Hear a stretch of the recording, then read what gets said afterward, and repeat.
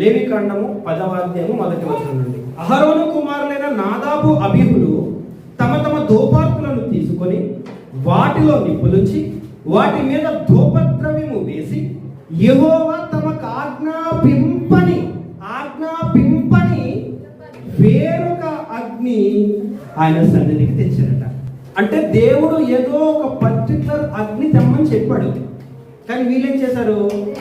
ఆయన చెప్పని, ఆయన ఆజ్ఞాపించని అగ్ని పట్టుకొని వచ్చారు. ఇక్కడ దేవుడు ఏది తేవాలో చెప్పాడు, ఏది తేకూడదో చెప్పలేదు. ఇది మీరు మైండ్లో పెట్టుకోవాలి.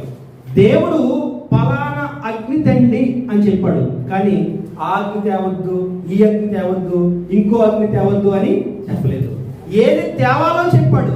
ఇక ఏది తేవాలో చెప్పిన తర్వాత ఏది తేకూడదో చెప్పాల్సిన అవసరము లేదు. కానీ వీళ్ళు ఏం చేశారంటే దేవుడు చెప్పిన అగ్ని కాకుండా వేరొక అగ్ని పట్టుకుని వచ్చారంట. అంతే, వెంటనే యెహోవా యొద్ద నుండి అగ్ని బయలుదేరి వాళ్ళని కాల్చివేసింది.